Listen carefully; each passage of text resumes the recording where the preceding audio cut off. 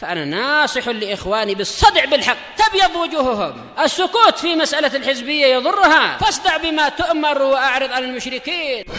سلامي على دماج ورجالها والشيخ يحيى ودار العلم يا سعد بانيها. Bismillahirrahmanirrahim. Kita lanjutkan bacaan berikutnya terhadap kitab Al-Aqidah Al-Wasithiyah yang disyarah oleh Syekh Shalih Al-Fauzan Asbahullah. Pelajaran terakhir kita membahas kelompok sesat yang mereka ghulu dan ekstrim di dalam menghukumi pelaku dosa besar. Ingat-ingat, pelaku dosa besar, paham? Menurut ahli sunnah wal jamaah, menurut dalil yang sahih, itu di dunia enggak kafir. Ingat-ingat, tidak apa? Kafir. Terus bagaimana? Dia masih mukmin dengan keimanannya, cuman naqisul iman, berkurang keimanannya. Paham soalnya ya? Di akhirat bagaimana hukumannya? Wajib masuk neraka atau bagaimana? Tahta masyiatillah, di bawah kehendak Allah Ta'ala. Pelaku dosa besar di akhiratnya tahta masyiatillah, di bawah kehendak Allah Ta'ala. Insya'a adabahu wa insya'a ghafara lahu. Jika Allah Ta'ala menghendaki mengadab sesuai dengan kadar dosanya, nanti ujung-ujungnya dimasukkan dalam surga.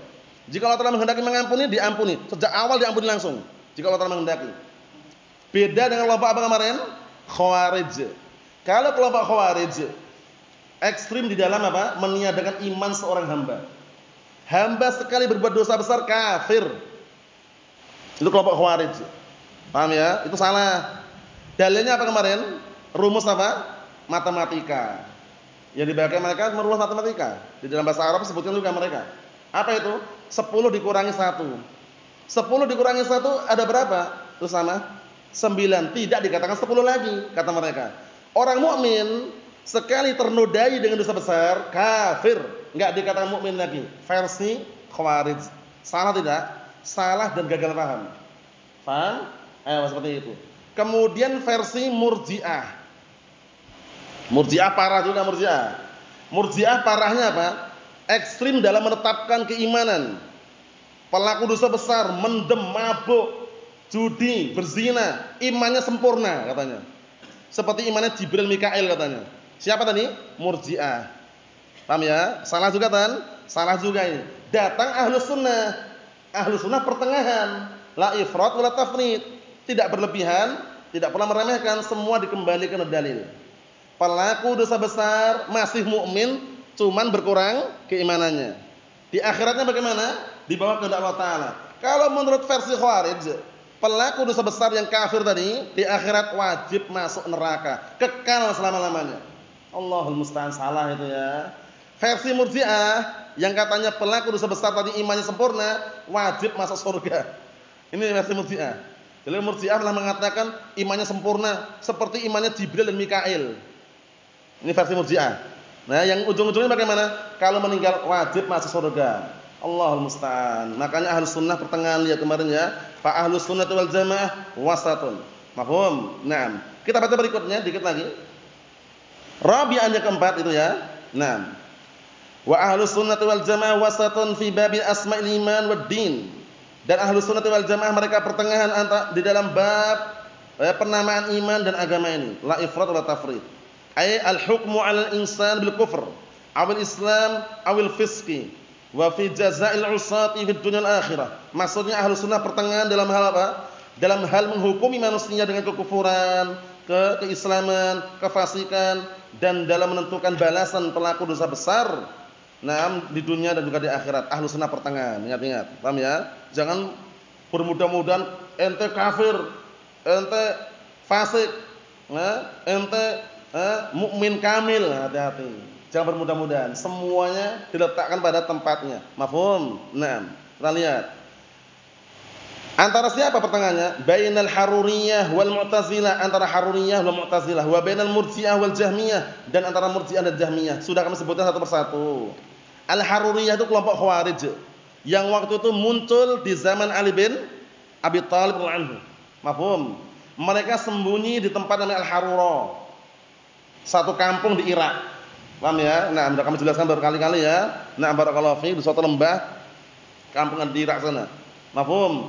Nah, kisahnya panjang lebar yang sering dinukilkan kisahnya Ibnu Abbas ketika mendebat mereka. 6.000 Khawarij berkumpul sana. Ingin merontak kepada Ali bin Abi Thalib. Didatangi oleh Ibnu Abbas, dijelaskan dengan dalil Al-Qur'an dan juga yang lainnya. Begitu dijelaskan 6.000 ini yang kembali ke jalan yang lurus cuma 2.000. Tinggallah 4.000. 4.000 ini masih dalam kondisi berontak. Diperangi oleh Ali bin Abi Thalib. Diperangi oleh siapa? Ali bin Abi Thalib. Mereka adalah Al-Haruniyah. Mafhum? Mu'tazilah. Sudah kami jelaskan berkali-kali, Mu'tazilah ini sosok pengikutnya Wasil bin Atha al-Ghazzal. Wasil bin Atha al-Ghazzal. Tokoh ahlu bid'ah wad dalal, pandai bicara, pandai ngomong, pandai pidato, tapi gagal faham gagal dalam mengucapkan apa? Huruf ra. Huruf ra enggak bisa. Antum bisa mengucapkan huruf ra antum, Yusuf? Antum? Coba. Ra. Nah, bisa. Wasil bin Atha ini enggak bisa ini. Wasil bin Atha ini enggak bisa dia. Setiap kali diperintahkan untuk bilang burun, tahu burun ya? Burun itu adalah gandum. Lari ke komhun. Burun, komhun. Burun kan ada ra-nya, takut dengan ra dia karena enggak bisa baca ra. Lari komhun artinya sama-sama gandum.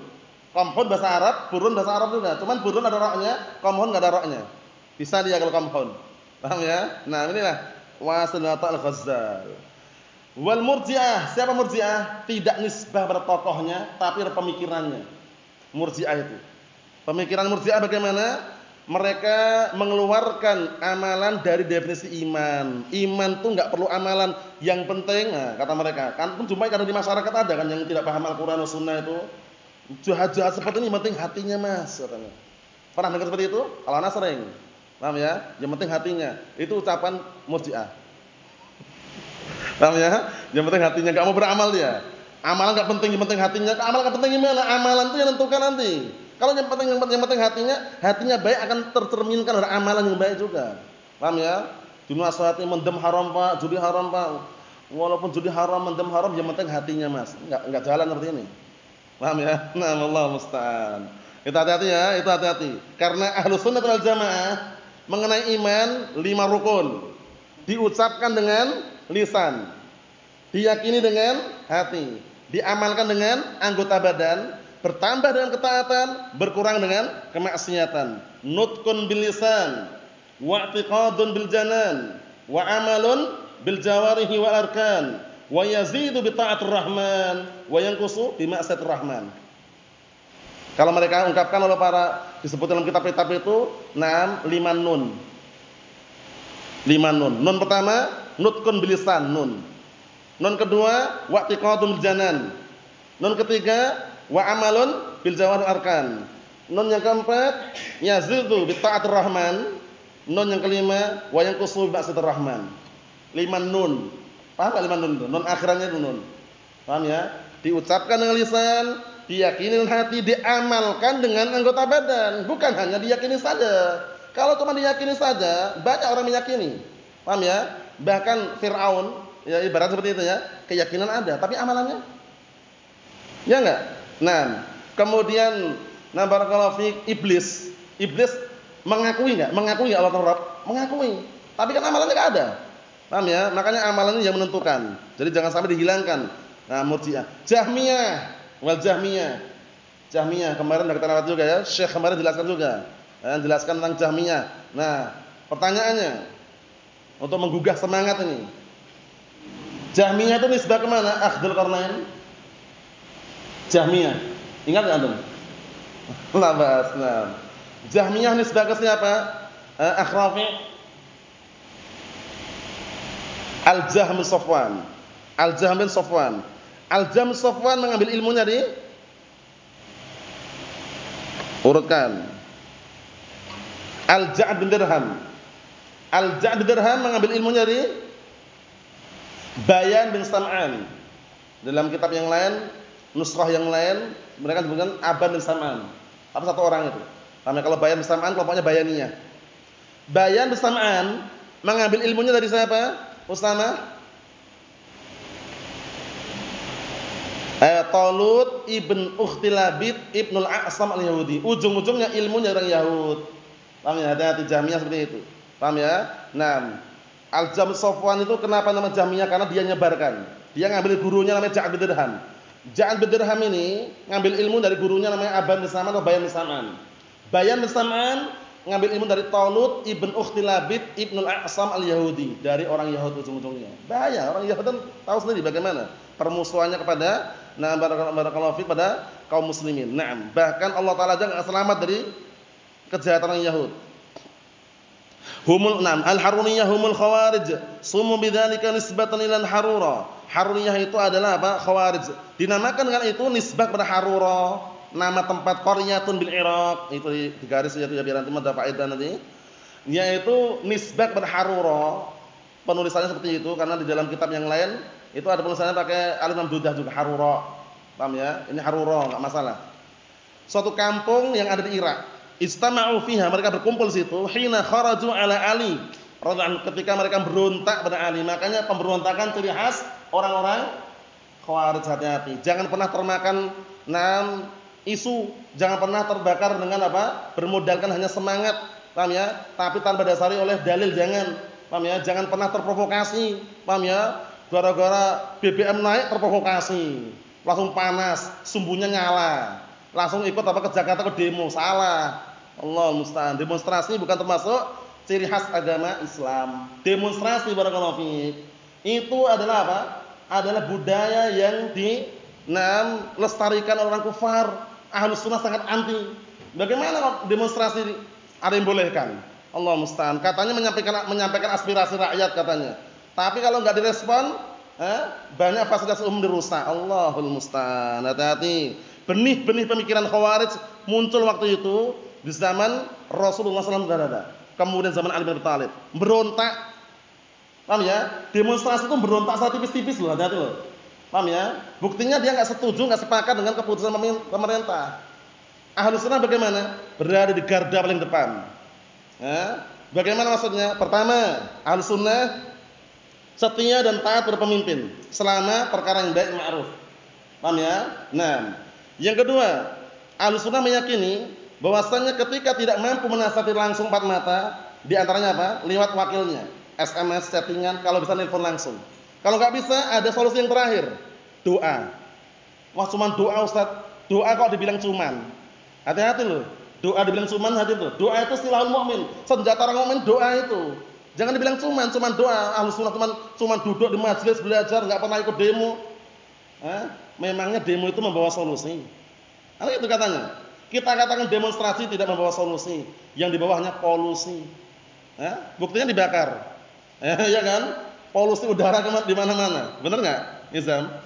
Kantor polisi kok dibakar. Allahul musta'an. Kemudian barakallahu fi fasilitas umum sebagian rusak. Mana solusinya? Bikin panik pemerintah aja. Ya kan? Caranya didoakan. Anak kasih satu asar yang bagus sekali. Nah, Al-Imam Fudail bin Iyad rahimahullah beliau mengatakan, "Lau kanat li da'watun mustajabah la saraftuha li sultan." Lihat ini. Kalau seandainya aku punya doa, satu doa dikabulkan, niscaya doaku akan aku pakai untuk mendoakan pemimpin, bayangkan. Karena kalau pemimpinnya bagus, insyaallah bawahannya bagus. Paham ya? Tapi kalau pemimpinnya rusak, dari atas sudah pandai korupsi sampai bawahan, itu tidak terlepas biasanya. Mulai RT RW-nya, kadus kadesnya, camat bupatinya. Ini kita bilang fakta loh, realita, bukan sekedar drama dan sandiwara.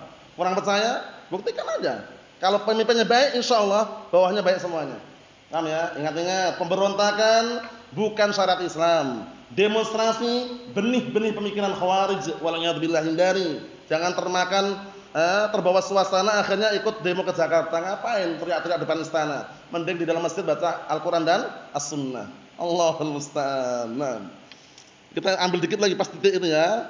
Kita lihat lagi kata beliau, al-wal mu'tazilah hum atba'u wasil ata alladhi i'tazala majlis Hasan al-Basri, masya faedah lagi. Sedangkan Mu'tazilah itu adalah pengikutnya Wasil ata yang menyendiri, memisahkan dari majelisnya Hasan al-Basri.